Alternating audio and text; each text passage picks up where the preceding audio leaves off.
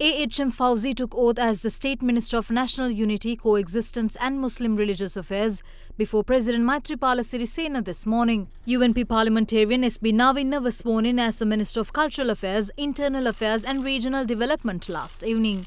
Parliamentarian of the Ilangai Tamil Arasu Katchi, S. Velendiran, also took oath as the Deputy Minister of Regional Development. That brings the total of cabinet ministers appointed under the interim government to 15, while 8 state ministers and 8 deputy ministers also taking oath.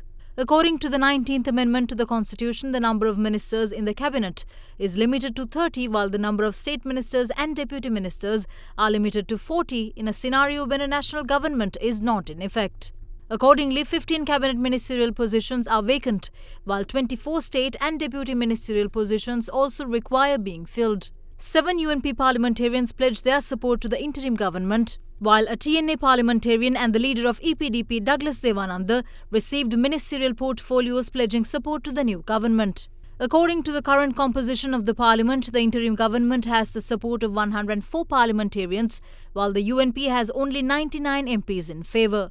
Meanwhile, the UPFA-led interim government has unanimously decided to appoint MP Dinesh as the leader of the House when the parliament meets next.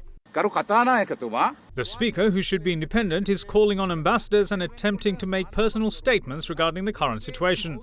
This is completely wrong, since the Speaker should work independently in any democratic parliament. It is stated that the parliament will be convened on the 7th of this month, but it is an utter lie. It is the President who can convene a parliament. Accordingly, a Gazette notification has been issued informing the Speaker that the parliament will be convened on the 16th. When the parliament convenes, the session will be conducted ceremoniously and then the agenda will be prepared. The appointment of the Chief Government Whip has been postponed by a few days. When the parliament convenes, the interim budget will be tabled. If the Speaker says that we can go for a vote on that day, it's deceit.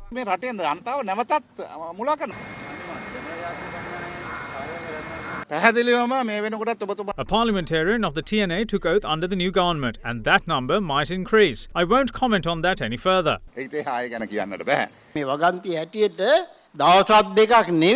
According to this clause in the Constitution, the Parliament can even be prorogued for 2 months.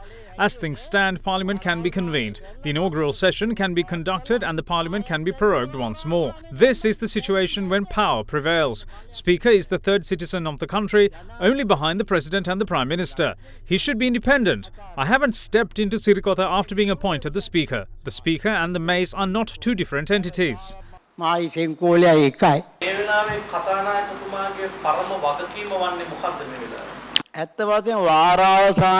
Parliament goes silent after the prorogation.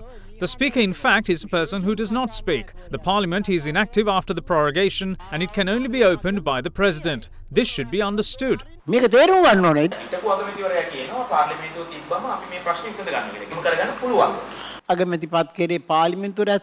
I would like to ask whether the Prime Minister was appointed by the Parliament. If the Speaker resigns, he should give the resignation to the President and not the Parliament. What is the basis of this statement? Isn't this a joke? Is it right to use the Constitution for their political agendas?